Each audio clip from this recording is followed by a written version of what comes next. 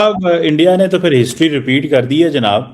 वो जो वीडियो उन्होंने बनाई थी कि हम जनाब रिपीट करेंगे हिस्ट्री, वो तो यार हो जी, बधाइयाँ, मुबारकें, well done India, great victory, India के लिए अमेजिंग विक्ट्री। इंडिया ने वर्ल्ड कप का जो फाइनल है वो उठा लिया है। वर्ल्ड कप की ट्रॉफी जो है वो इंडिया के अब कंधों पर जो है मौजूद है।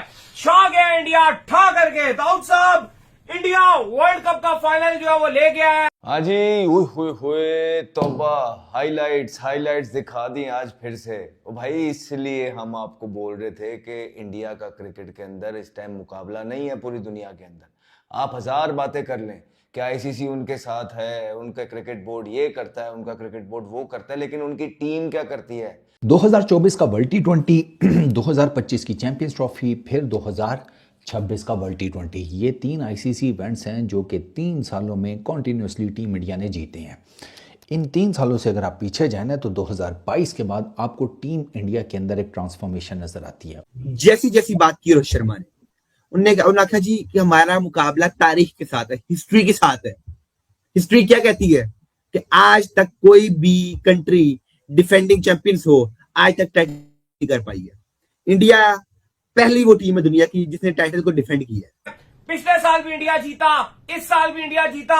ऐसा लग रहा है कि इंडिया वो ऑस्ट्रेलिया बन चुका 90s वाला, जिनके लिए कोई भी ट्रॉफी जीतना कोई बड़ी मुश्किल बात नहीं है। एशिया कप जीते, चैंपियन ट्रॉफी जीते, 2024 का आप कह लें कि वर्ल्ड कप जीते, और बैक टू बैक इंडिया वाहिद ऐसी टीम दुनिया की बन चुका है जिन्होंने पिछले साल भी टी20 वर्ल्ड कप जीता, इस साल भी टी20 वर्ल्ड कप जीता था। चेक कर लें आज आप अभिषेक शर्मा को, बिलीव शो किया उस पे। संजू सैमसन, ईशान किशन, दुबे, बात करेंगे सबसे पहले अभिषेक शर्मा की। पूरे टूर्नामेंट में कुछ नहीं कर रहे थे। हमसे कल जियो में भी क्वेश्चन हुआ कि आपको क्या लगता है कि इम्पैक्ट प्लेयर कौन होगा। मैंने बोला कि यार लग रहा है कि पूरा टूर जो है ना इस लड़के का साइलेंट गया है। हाथों इंडिया टी20 वर्ल्ड कप 2026 का विजेता बन गया है और न्यूजीलैंड टीम को पूरी तरीके से साइलेंट कर दिया है। और स्टेडियम में जितने न्यूजीलैंड के सपोर्टर बैठे थे वो सब भी पूरी तरह से साइलेंट हो गए। और ऐसा नहीं है कि साइलेंट हुए कभी खुश हुए, नहीं। जब इंडिया ने बैटिंग करना शुरू किया पावर प्ले में, तब से ही इनको साइलेंट कर दिया, क्योंकि साथ में पावर प्ले से ही इंडिया की बल्लेबाजी एकदम ताबड़तोड़ थी। और फिर जब बात आती है, जब वो बल्लेबाजी पे आए तो भी उनके जो सपोर्टर हैं वो भी साइलेंट हो गए, क्योंकि साथ में मतलब हमारे जो बॉलर हैं उन्होंने अपना जलवा दिखाना शुरू किया। जो पिछले मैच में उनके प्लेयर जिसने शतक मान के आया था और उनको उम्मीद थी कि यहाँ भी वो कुछ ठोकेगा, उसको 9 रन प्राप्त कर दिया, ठीक है। और इस तरीके से साथ में भारत के बल्लेबाज और बॉलर ने कल के फाइनल मैच में जिस तरीके से अपना जलवा बिखेरा है, वो पूरी दुनिया की टीम देखते ही रह गई कि ये क्या, हम जो उम्मीद नहीं कर रहे थे वो काम कर दिया इंडिया ने। फाइनल में 200 से ज्यादा रन ठोक दिया है। तो ऐसे 200 से ज्यादा रन फाइनल में चेंज कैसे करेगा न्यूजीलैंड, ठीक है। ठीक है, जो कप्तान है मिचेल सेंटर, ये चुप कराना चाह रहे थे इंडिया के ऑडियंस को, लेकिन ये खुद साइलेंट होकर कल पूरी मैच में साइलेंट रहे और अब वो जाके उधर साइलेंट हो गए। और ये मैसिव ट्रांसफॉर्मेशन आपको नजर आती है वाइट बॉल क्रिकेट में, इन टर्म्स के जब रोहित शर्मा, विराट, इन सब ने बैठकर मतलब सारी मैनेजमेंट ने सोचा कि यार क्रिकेट अब डिफरेंट तरीके से खेलनी है। आप पिचेस का बोल सकते हैं, आप कंडीशंस का बोल सकते हैं, आप to be very honest as a Pakistani बात करूंगा कि बहाना बनाने को 100 बहाने हो सकते हैं। बहाना बनाने के तो 100 हैं भाई साहब। आप इस वर्ल्ड टी20 में पिचेस का कह सकते हैं, 2024 की पिचेस का क्या कहेंगे? वो तो डॉक्टर्ड नहीं थी, वो तो बिल्कुल डॉक्टर्ड नहीं थी। वो तो जिस किस्म की विकेट्स थी वो आपके सामने है, लेकिन वहां पर आप देखें कि वो अनबीटन की हैं। आप ये क्यों भूल जाते हैं कि वो जो फाइनल आपने देखा जिसमें almost south Africa team India से मैच ले गया था, उस मैच में आखिरी 4-5 ओवर्स में टीम इंडिया ने कमबैक कैसे किया? आप देखें, सारी चीज़ें देखा करें ना। 2025 में आपको लगता है कि टीम इंडिया को एक एक्स्ट्रा एज दिया गया, जिस पर नासिर हुसैन बोले, माइक एथरटन बोले हाइब्रिड का मॉडल एंड ऑल दैट। मैं इसको पर्सनली पसंद नहीं करता। मुझे लगता है कि यार इंडिया को पाकिस्तान आकर खेलना चाहिए, पाकिस्तान को इंडिया जाकर खेलना चाहिए। हम चीज़ों को ना बहुत पोलिटिसाइज किए जा रहे हैं, तो ये गेम के लिए अच्छा नहीं है।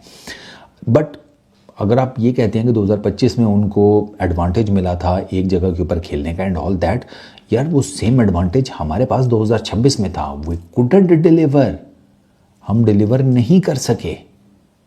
ये भी चीज़ें आपको मेक श्योर करनी पड़ती हैं कि यार आप ये भी तो कैलकुलेशन में लेकर आए ना।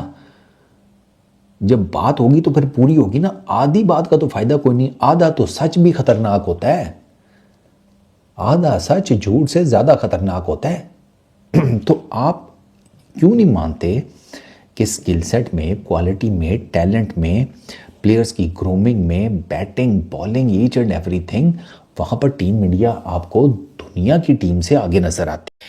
पोटेंशियल वाला प्लेयर है, मुझे लग रहा है फाइनल के अंदर ये जलवा दिखाएगा, खड़ा होगा और फिर वही जलवा दिखाएगा। और वो खड़ा हुआ, उसने ना सिर्फ वो 50 किया है, जो ऑल इम्पोर्टेंट प्रेशर टाइम होता है, पावर प्ले का टाइम होता है, नर्व्स होती हैं, फाइनल की साइड पे रख के एक ऐसा स्टार्ट दिया जो पूरे वर्ल्ड कप में कभी किसी को मिला ही नहीं।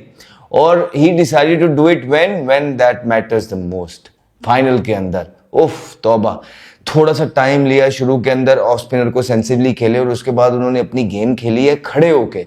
जहां का बॉल था वहां मारने गए। आप देखें उनके पास कितनी रेंज है, कितनी। और एक दफा व्हेन यू गेट गोइंग, और इतना बड़ा भारत का क्राउड भारत के अंदर जब आपके पीछे आपको सपोर्ट करता है तो ऑपोजिशन की कमर टूट जाती है। कमर ही तोड़ दी उसने। और फिर संजू सैमसन वहां से वो हलाल कर रहा है, सैमसन अपने स्टाइल में, वो आराम से अपने स्टाइल के अंदर आया थाला, उसने धोती ऊपर करके प्यार से, और क्या उसने स्टाइलिश जो खेलता है वो संजू सैमसन। इतनी ज्यादा कंसिस्टेंसी T20 के अंदर जो उस सैमसन ने दिखाई है, दैट इज फिनोमिनल। याद रहे कि उसको मौके नहीं मिलते, उसको चांस ही नहीं मिलता बेचारे को। और लेकिन अब भारत को चाहिए कि यार खुदा का वास्ता उसको लंबा खिलाएं। इस तरह आपको वर्ल्ड कप जितवा दिया उसने, तीनों बड़े मैचेस के अंदर। आप उसके स्कोर देखें क्या, 90, 89, इस तरह एक और 50, क्या पागल कर दिया उसने ऑपोजिशन को। खाली अभिषेक शर्मा का 50 होता और सैमसन का ना होता तो आप कभी 250 पे ना पहुंचते। ये सैमसन की साथ इनिंग थी जिसने जब अभिषेक मार रहा था बैक सीट ली, जैसे ही वो आउट हुआ उसने 2-2, 3-3 छिक्के कैसे यार, सेंटनर को सामने, फिर थोड़ा सा पीछे किया, फौरन पीछे होके दूर यहाँ लात पे अगला बॉल उसने बाहर किया, एक्स्ट्रा कवर के ऊपर। पागल कर दिया न्यूजीलैंड की टीम को। बिल्कुल वो तितर बितर नजर आई है। शुरू से ही स्लो बॉलें करने लग गए थे, वहीं पे दे लॉस्ट द प्लॉट। हालांकि टॉस जीत के उन्होंने उनको बारी कराई, बिल्कुल ठीक किया। और साथियों, टीम इंडिया ने नरेंद्र मोदी स्टेडियम में फाइनल मैच जीत लिया है। ये बहुत बड़ी बात है साथियों, क्योंकि ये स्टेडियम इंडिया टीम के लिए ऐसे नॉकआउट मैच जो है वो अनलकी साबित हो रहे थे, लेकिन कल इंडिया ने इतिहास रच दिया। 2024 में वर्ल्ड कप जीता, 2026 में जीता, 2025 में चैंपियंस ट्रॉफी जीता।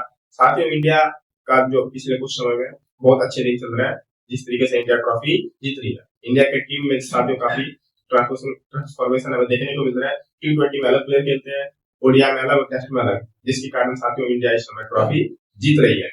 और साथियों बात करेंगे कि न्यूजीलैंड टीम जो है, इनका लक जो है, लक कहें या कुछ भी, इंडिया टीम का स्किल कहें, इसके वजह से पूरी न्यूजीलैंड टीम कल साइलेंट हो गई।